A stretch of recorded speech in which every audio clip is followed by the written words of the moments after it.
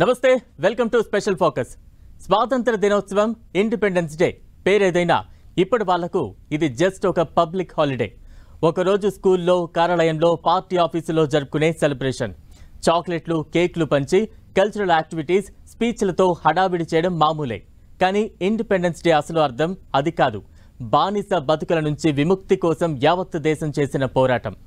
విదేశీ వలస సామ్రాజ్యవాద శక్తులకు మా భూమిపై పెత్తనమేంటని ప్రశ్నించిన గళాల ఫలితం. 1947 ఆగస్టు 15న దేశానికి స్వాతంత్రం వచ్చింది. మరి 77 ఏళ్ల తర్వాత ఇప్పుడు మనం ఎక్కడున్నాం? దేశం ముందున్న సవాళ్లేంటి? ఒకసారి రివైండ్ చేసుకునే ప్రయత్నం చేద్దాం.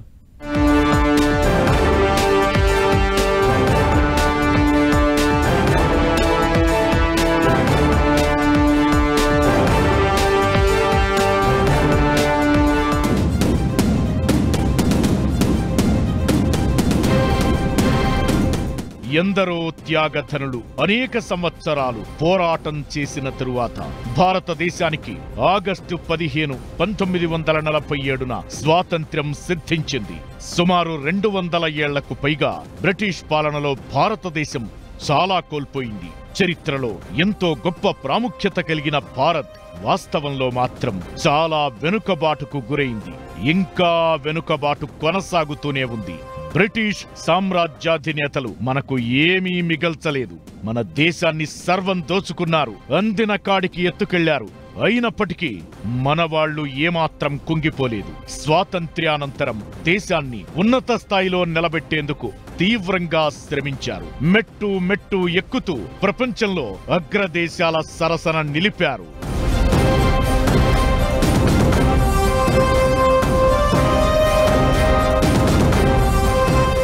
77 ఏళ్లుగా పడుతూ లేస్తూనే విద్య, శాస్త్ర సాంకేతికత, వ్యవసాయం, పారిశ్రామికం, వైద్యం, మౌలిక వసతుల కల్పన, రక్షణ, సేవలు, పరిపాలన ఇలా అన్ని రంగాల్లో అభివృద్ధి దిశగా అడుగులు వేస్తూ వస్తున్నాం.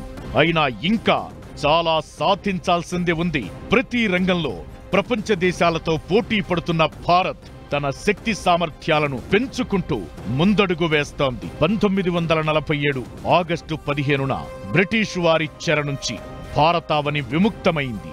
స్వాతంత్ర్యం సిద్ధించిందే గాని దేశాన్ని ఎలా ముందుకు తీసుకెళ్లాలి అనే సందిగ్ధ వాతావరణమే కొన్నేళ్ల పాటు సాగింది. 1947లో స్వాతంత్ర్యం వచ్చినా దేశ ఆర్థిక, సామాజిక స్థితిగతులు మళ్లీ మొదటి అడుగు నుంచి వెయ్యాల్సిన పరిస్థితి. సంపద లేదు, వనరులు దోపిడీకి గురయ్యాయి. సామాజికంగా లింగ వర్ణ అసమానత్వమే రాజ్యమేలుతూ వచ్చింది. దేశానికి ప్రధాన ఆదాయ వనరుగా ఉన్న వ్యవసాయ రంగం పూర్తిగా దెబ్బతింది. ఆహారం కొరత, ఆకలి కేకలు, దీనికి తోడు పెరుగుతున్న జనాభా. ఇలాంటి సంక్లిష్ట పరిస్థితుల్లో హరిత విప్లవాన్ని 1967లో తీసుకొచ్చారు. కొత్త రకం వ్యవసాయ విధానంతో మార్పులకు శ్రీకారం చుట్టారు. ఇలా ఒక్కో రంగాన్ని రిపేరు చేసుకుంటూ వెళ్లడం మినహా చేయగలిగింది ఇంకేం లేదనే పరిస్థితి. దాని ఫలితమే ఇవాళ బియ్యం, గోధుమలు, చెరకు, పప్పు ధాన్యాల ఉత్పత్తి, ఎగుమతిలో దేశం ముందు వరుసలో ఉంది. ఇది ఏ ఒక్కరి కష్టమో కాదు, మన రైతన్న చెమటోడ్చి చేసిన కష్టం. ఆనాటి పాలకులు అందించిన వెన్నుదన్ను.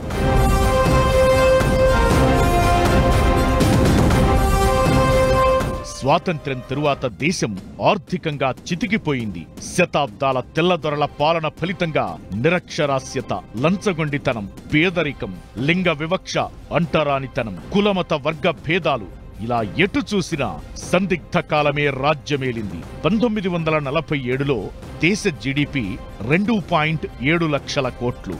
ఇది ప్రపంచ జీడీపీలో కేవలం 3% మాత్రమే. కానీ 1965 హరిత విప్లవం తరువాత వ్యవసాయ రంగంలో తీసుకొచ్చిన మార్పులు, పారిశ్రామిక రంగంలో తెచ్చిన ప్రగతి కారణంగా 1978, 1979 మధ్య రికార్డు స్థాయిలో 131 మిలియన్ టన్నుల ఆహార ధాన్యాల ఉత్పత్తి జరిగింది. అలా వ్యవసాయాధారిత దేశమైన భారత్ వైపు ఇతర దేశాలు చూడటం మొదలుపెట్టాయి.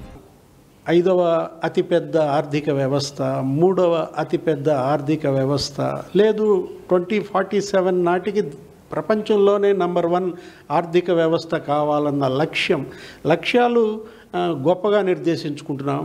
వాటిని చేరుకోవటంలోనే ఇబ్బందులు పడుతున్నటువంటి పరిస్థితి అన్నమాట. సోషల్ రెస్పాన్సిబిలిటీ ఇటు ప్రజల్లో పెంచే దిశగా, పాలకుల్లో కూడా వచ్చే దిశగా ప్రయత్నాలు సాగితేనే ఇవాళ సక్సెస్ అనేది సాధ్యమవుతుందన్నమాట. ఎంఎస్ స్వామినాథన్ లాంటి శాస్త్రవేత్తల కృషి, గ్రీన్ రెవల్యూషన్ రాకుంటే దేశం మరో 100 ఏళ్లు వెనక్కి వెళ్లుండేదేమో. హరిత విప్లవ ఫలితాలు అన్ని రంగాలపైన పడ్డాయి. పరిశ్రమలు, పవర్ ప్లాంట్లు, ఉద్యోగ ఉపాధి అవకాశాలు మెరుగవడంతో ఒక దేశం ముందు మనం చేతులు చాచి అడుక్కునే పరిస్థితులు లేకుండా గడ్డన పడ్డాం.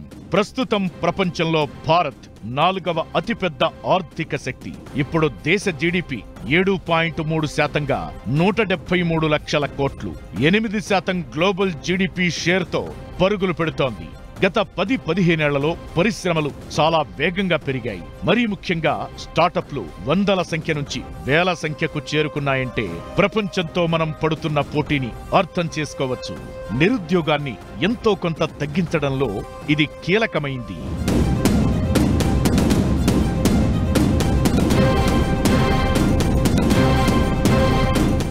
బ్రిటిష్ వాళ్ళు మన దేశాన్ని వదిలి వెళ్ళినప్పుడు అఖండ భారతావని ముక్కులుగా ఉంది. అభివృద్ధి లేదు, ఆర్థిక వ్యవస్థ అస్తవ్యస్తంగా ఉంది.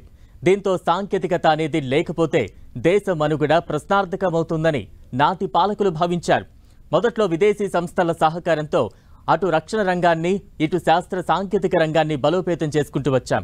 ఇప్పుడు ప్రపంచంలో అతిపెద్ద సైనిక శక్తి గల దేశాల్లో ముందున్నాం. ఆకాశమే హద్దుగా చంద్రునిపైకి మన సొంత కష్టంతో రాకెట్లను పంపే స్థాయికి చేరుకున్నాం.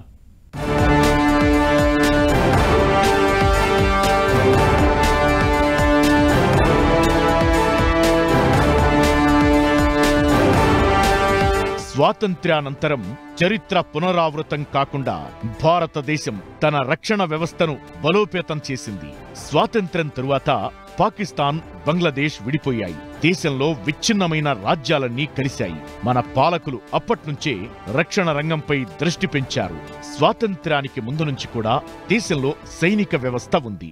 ఈస్ట్ ఇండియా కంపెనీ నుంచి బ్రిటిష్ ఇండియన్ ఆర్మీగా, ఆ తరువాత నేషనల్ ఆర్మీ ఆఫ్ ఇండియాగా మారింది. 1949 తరువాత British commander in chief butcher నుంచి సైనిక శక్తి బదిలీ అయింది. అలా ఇండియన్ ఆర్మీ రూపాంతరం చెందింది. ఇప్పుడు 14 లక్షల మంది త్రివిధ దళాల్లో దేశం కోసం సేవ చేస్తున్నారు.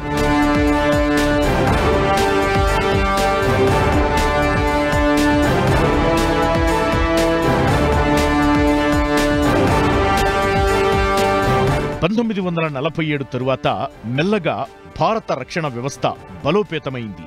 ఆ వెంటనే 1954లో అటామిక్ ఎనర్జీ ప్రోగ్రాంను ప్రారంభించింది భారత్. 1974లో మొదటి అణు పరీక్ష స్మైలింగ్ బుద్ధాను నిర్వహించింది. 5 అణుశక్తి దేశాల జాబితాలో చేరింది. 1965, 1971లో భారత్ పాక్ యుద్ధాలు జరిగాయి. 1999లో కార్గిల్ యుద్ధం జరిగింది.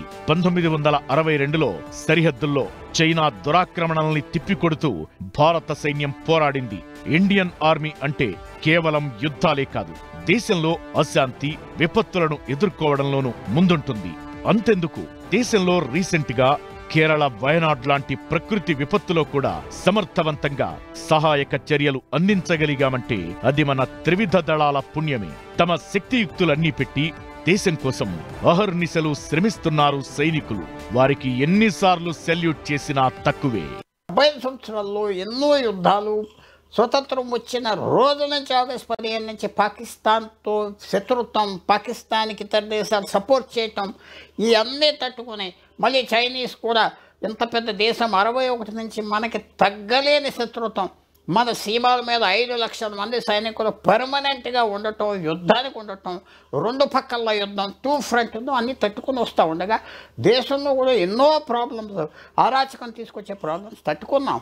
విశేషంగా ఏంటంటే రాజకీయంలో ఏ ప్రధానమంత్రి ఉండదా, ముఖ్యమంత్రులు ఎవరు ఉండదా, అందరూ భారతదేశం ముందరకెళ్ళాలి, భారతదేశం మీద పేట్రియాట్స్, దేశభక్తులు ఎవరూ కాదంటానికి మాత్రం వీల్లేదు. 2 పక్కల యుద్ధం, 2 ఫ్రంట్ అన్నీ తట్టుకుని వస్తూ ఉండగా దేశంలో కూడా ఎన్నో ప్రాబ్లమ్స్, అరాచకం తీసుకొచ్చే ప్రాబ్లమ్స్ తట్టుకున్నాం. విశేషంగా ఏంటంటే రాజకీయంలో ఏ ప్రధానమంత్రి ఉండదా, ముఖ్యమంత్రులు ఎవరు ఉండదా, అందరూ భారతదేశం మొదలుకెళ్ళాలి, భారతదేశం మీద పేట్రియాట్స్ దేశభక్తులు ఎవరూ కాదంటానికి మాత్రం వీల్లేదు. దేశంలో ఆర్మీ తరువాత రక్షణ, శాస్త్ర సాంకేతిక రంగాలపై 1947 తొలినాళ్ల నుంచే దృష్టి పెట్టారు. అందుకే ఐఐటి, ఐఐఎస్సి లాంటి ప్రతిష్టాత్మక పరిశోధన సంస్థలను 1950లోనే స్థాపించారు. భారత అంతరిక్ష పరిశోధనా సంస్థ ఇస్రోను 1969 ఆగస్టు 15న స్థాపించారు. ఇది భారతదేశంలో అంతరిక్ష పరిశోధనలకు కొత్త ఉత్సాహాన్ని అందించింది. 1975లో భారతదేశం తన మొదటి అంతరిక్ష ఉపగ్రహం ఆర్యభట్టను ప్రయోగించింది. నాటి నుంచి ఇక వెనక్కి తిరిగి చూసుకోలేదు. రాకేష్ శర్మ 1986లో అంతరిక్షంలోకి వెళ్లిన మొదటి భారతీయుడిగా నిలిచారు. ప్రస్తుతం మేక్ ఇన్ ఇండియా కార్యక్రమంలో భాగంగా అత్యుత్తమ స్వదేశీ సాంకేతికత ఆధారిత ప్రయోగ వాహనాలు తయారు చేస్తున్నారు. 2008లో భారతదేశం PSLV C9 ద్వారా ఒకే మిషన్లో 10 ఉపగ్రహాలను కక్షలోకి పంపి ప్రపంచ రికార్డు సృష్టించింది. మంగళ్యాన్ ప్రాజెక్టుతో మొదటి ప్రయత్నంలోనే అంగారక గ్రహాన్ని చేరుకున్న మొదటి దేశంగా భారత్ నిలిచింది. చంద్రునిపైకి చంద్రయాన్ వంటి ఉపగ్రహాలను విజయవంతంగా ప్రయోగించడం జరిగింది. గతేడాది చంద్రయాన్ 3తో విక్రమ్ ల్యాండర్ చంద్రునిపై అడుగుపెట్టి ప్రపంచ దేశాలకు మన పరిశోధనా రంగం శక్తి సామర్థ్యాలను తెలియజేసింది. చంద్రయాన్ ప్రయోగం విజయవంతమైన వెంటనే ఆదిత్య L1 ద్వారా సూర్యునిపై పరిశోధనలకు శ్రీకారం చుట్టింది ఇస్రో. మన రాకెట్ల ద్వారా విదేశీ ఉపగ్రహాలను కూడా నింగిలోకి పంపి వాణిజ్యపరంగాను బలోపేతం అవుతున్న దశలో ఉన్నాం. అమెరికా, రష్యా, చైనా, జపాన్తో పోల్చితే సాంకేతిక రంగంలో చాలా ఆలస్యంగా పురోగతి సాధించాం. కానీ ఎక్కడా ఆగిపోలేదు. ఆకాశమే హద్దుగా సాగుతున్నాం. 2047 వికసిత భారత్, వికసిత ఆంధ్రప్రదేశ్ ఇవాళ డాక్యుమెంట్స్ రూపొందించారు, పాలసీలు రూపొందించారు, రేపొద్దున ఇస్తున్నారు. వాటి ఇంప్లిమెంటేషన్లో లోపాలను సరిదిద్దండి. ముందు మనలో ఉన్నటువంటి లోపాలను మీరు గనక అధిగమిస్తేనే మనం అనుకున్న లక్ష్యాలని చేరుకోగలమన్నమాట. స్వాతంత్ర్యం తరువాత దేశంలో మౌలిక వసతుల అభివృద్ధితో పోల్చితే గత 20 ఏళ్లలోనే వేగం మరింత పుంజుకుందనే చెప్పాలి. గ్రామాలకు రోడ్లు, తాగునీరు, ఇతర మౌలిక వసతులకు సంబంధించి పలు పథకాలను అందుబాటులోకి తెచ్చాయి. అలా గ్రామీణ జీవితాల్లో వెలుగులు నింపే కార్యక్రమం నిరంతరం కొనసాగుతూనే ఉంది. పేదరికంతో పాటు ఆర్థిక అసమానతల్ని తొలగించే చర్యల్ని మన పాలకులు, ప్రభుత్వాలు చేపట్టడంతోనే ఈ ప్రగతి సాధ్యమైంది.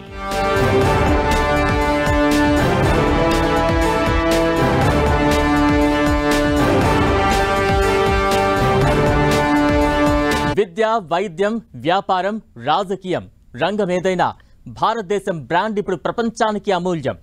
ఇక్కడి విద్యార్థులు విదేశాల్లో సత్తా చాటుతున్నారు. ఇక్కడి వైద్యులు ప్రపంచానికి ధన్వంతులయ్యారు. ఇక్కడి వ్యాపారవేత్తలు వాళ్ళు ఏలుతున్నారు. భారతీయ మూలాలున్న పొలిటీషియన్స్ అగ్రదేశాల్లో అగ్రతాంబూలం అందుకుంటున్నారు.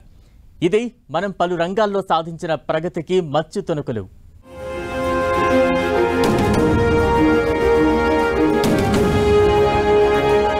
భారతదేశ అభివృద్ధికి విద్య కీలక పాత్ర పోషించిందనే చెప్పాలి. బ్రిటిష్ పాలనకు సౌలభ్యం కోసం దేశంలో అప్పట్లో ఇంగ్లీష్ విద్యను ప్రవేశపెట్టారు. మన నాయకులు స్వాతంత్ర్య పోరాటం కోసం ప్రజల్లో చైతన్యం తేవడానికి విద్యా వ్యవస్థను పటిష్టం చేశారు. విద్యకు ప్రాధాన్యత పెంచడం ద్వారా అక్షరాస్యత పెరిగింది. ఇది 1947 తరువాత కూడా కొనసాగింది. ప్రభుత్వమే పాఠశాలల్ని నడపడం మొదలుపెట్టింది. దేశంలో చదువుకున్న వారి సంఖ్య క్రమంగా పెరుగుతూ వచ్చింది. వయోజన విద్యా విధానం సత్ఫలితాలను సాధించగలిగింది. అందరికీ ఉచిత నిర్బంధ ప్రాథమిక విద్యను విద్యా హక్కు చట్టం 2010లో తీసుకొచ్చారు. 2011 జనాభా లెక్కల ప్రకారం 73% అక్షరాస్యత ఉంది. ఇప్పుడిది 100% అక్షరాస్యత దిశగా అడుగులు వేస్తోంది. విద్యా వ్యవస్థ, బోధనా విధానంలో ప్రభుత్వాలు చాలా మార్పులు తీసుకొచ్చాయి. థియరీ కంటే ప్రాక్టికల్ నాలెడ్జ్కు పెద్దపీట వేస్తున్నాయి. ఒత్తిడితో కాకుండా ప్రపంచంలో మార్పులను అర్థం చేసుకునే జ్ఞానం అవసరమంటున్నాయి. టాలెంట్ ఉన్న వారికి ప్రోత్సాహకాలు, స్కాలర్షిప్లను అందిస్తున్నాయి. ప్రైవేట్ స్కూళ్లకు దీటుగా ప్రభుత్వ స్కూళ్లు, కాలేజీలు, యూనివర్సిటీలను తీర్చిదిద్దారు. కంప్యూటర్ పరిజ్ఞానం ప్రతి ఒక్కరికి తప్పనిసరైంది. ఇప్పుడు advanced artificial intelligence, robot technology వైపు అడుగులు వేస్తున్నాం. భారతదేశ విద్యార్థులు దేశ విదేశాల్లో అత్యున్నత స్థానాల్లో ఉన్నారు. వారి మేధో శక్తిని ప్రపంచం వినియోగించుకుంటోందంటే అది 77 ఏళ్ల కృషి ఫలితమే.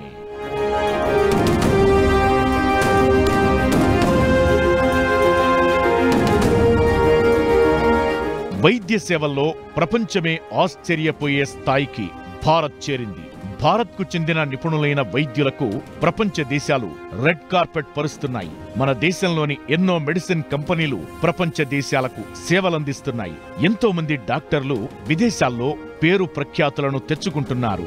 1994లో ప్రపంచంలోని పోలియో కేసుల్లో 60% భారతదేశంలోనే నమోదయ్యాయి. అయితే 2 దశాబ్దాల్లోనే భారతదేశం 2014లో ప్రపంచ ఆరోగ్య సంస్థ నుండి పోలియో రహిత దేశంగా గుర్తింపు పొందింది. పోలియోను నిరోధించడానికి చేసిన ప్రయత్నాలు దేశంలో ప్రజల ఆయుర్దాయంను పెరిగేలా చేసింది. కొన్ని వ్యాధులకు ఇండియాలోనే మెడిసిన్ కనిపెట్టాం. కరోనా లాంటి విపత్తు సమయంలో ప్రపంచానికి మన దేశం దిక్సూచిగా మారింది. కరోనా మందు కనిపెట్టి యావత్ దేశ ప్రజలకు టీకా ఇవ్వడంతో పాటు ప్రపంచ దేశాలకు సైతం ఎగుమతి చేసి ఔరా అనిపించుకుంది భారత్.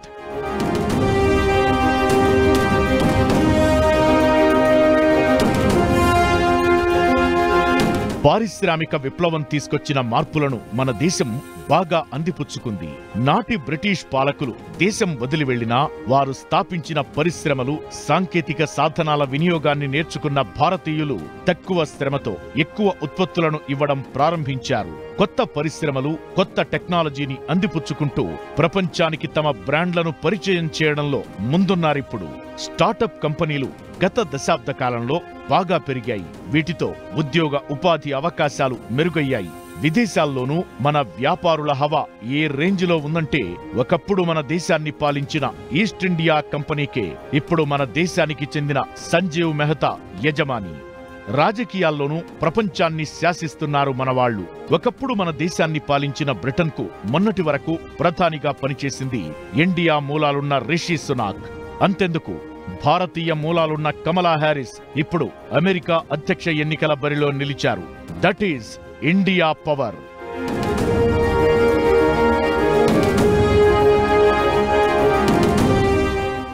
ఒకప్పుడు భారత్ పరాయి పాలనలో మగ్గింది. ఇప్పుడు 77 ఏళ్ల ఇండిపెండెన్స్ ఇండియా ప్రపంచ దేశాలతో పోటీ పడి నెగ్గుతోంది. పారిశ్రామిక, సాంకేతికంగానే కాదు, టెక్నాలజీ, క్రీడలు, ఎంటర్టైన్మెంట్, వాట్ నాట్ అన్నింట్లోనూ ప్రపంచ అగ్రదేశాలకు ఇండియా ఇప్పుడు సవాల్ విసురుతున్న దేశం. 7.5 దశాబ్దాల అనుభవంతో పడిలేచిన కెరటంలా రాకెట్ వేగంతో ప్రగతి పరుగులు పెడుతోంది స్వతంత్ర భారతం. పారిశ్రామికంగా, సాంకేతికంగా దూసుకెళ్తున్న భారతదేశం రాజకీయంగానూ బలమైన శక్తిగా ఎదిగింది. బ్రిటిష్ కాలం నాటి క్రిమినల్ చట్టాలకు చెల్లుచీటీ రాసి సరికొత్త చట్టాలను తీసుకొచ్చింది. లింగ వివక్షకు తావు లేకుండా మహిళలకు అగ్రతాంబూలమిచ్చింది ఇండియా. నారీ శక్తి వందన్ అధినియం పేరుతో మహిళా రిజర్వేషన్ బిల్లును తీసుకొచ్చింది. దీని ద్వారా చట్టసభల్లో 33% మహిళలకు సీట్లు కేటాయిస్తారు. స్వతంత్ర భారతావని ఆవిర్భావం తరువాత జమ్మూ కశ్మీర్లో 370 ఆర్టికల్ రద్దయింది. ప్రజాస్వామ్య భారత్లో అన్ని రాష్ట్రాలు సమానమేనని చాటింది. ఒకప్పుడు ఎడ్ల బండ్ల ప్రయాణాల నుంచి ఇప్పుడు సామాన్యుడు కూడా విమానమెక్కే రోజు వరకు జర్నీ మారింది. భారీ ఎత్తున హైవేలు, మెట్రో రైళ్లు, హైస్పీడ్ రైళ్లు, అండర్ వాటర్ రైళ్లు, 5G నెట్వర్క్ సదుపాయాలు, స్పేస్ టూరిజం, ఇలా ఒకటేంటి అన్ని రంగాల్లో రాకెట్ వేగంతో దూసుకెళ్తోంది ఇండియా. పెద్ద జనాభాకి ఎన్నో తట్టుకొని వస్తున్నాం కాబట్టి మనం ఆనందపడవచ్చు. మనం కోరది ఏదైతే ఫ్యూచర్ కూడా ఇలా జాగ్రత్తగా వెళ్ళాలి, ఎక్సెస్గా వెళ్ళకూడదు. అన్నిటికంటే ముఖ్యం ఇందాక చెప్పింది, దేశం పాడవకుండా చీలిపోకుండా చూసేరు మన పెద్దలు. అదే కాకుండా ఆర్థిక వ్యవస్థను ఖర్చు చేయకుండా ఎక్సెస్, ఎక్కువ ధర పెరుగుదల, ఇష్టం వచ్చినట్టుగా డబ్బు ప్రింట్ చేసేయటం, పాస్ చేయటం ఏ గవర్నమెంట్ చేయలేదు. ఆ జాగ్రత్త ఉన్నది కాబట్టి భారతదేశంలో ఈవేళ మనం తిరిగి వెనక చూస్తే మనం చాలా మంచి పరిస్థితిలో ఉన్నాం. దేశం అది చాలా ఆనందపడి గర్వపడే పరిస్థితి మొత్తం భారతదేశానికి గ్యారంటీగా ఉన్నది. క్రీడలు, ఎంటర్టైన్మెంట్లోనూ భారత్ తగ్గేదే లేదంటోంది. Cricket, hockey, badminton, tennis, football ఇలా క్రీడల్లో ప్రపంచ దేశాలకు సవాళ్లు విసురుతూ పోటీగా నిలుస్తూ సాగుతోంది. ప్రాంతీయ సినిమాల నుంచి పాన్ ఇండియా మూవీలు, ఆస్కార్ అవార్డులు కొల్లగొట్టగలిగే సత్తా ఉన్న సినిమాలు, అంతర్జాతీయ స్టార్లతో స్క్రీన్ షేర్ చేసుకుంటున్న నటులు ఇలా చెప్పుకుంటూ పోతే ట్రెండ్ సెట్ చేస్తోంది ట్రెమెండస్ ఇండియా. ఈ వేగం మరింత పెరగాలి. ప్రపంచ దేశాలన్నింటిలోకి మన దేశం నంబర్ 1 గా ఎదగాలి. ఇండియా అంటే విశ్వగురువని చాటాలి. ఆ కల సాకారమయ్యే రోజు ఎంతో దూరంలో లేదు. That is Bharat, the unstoppable India.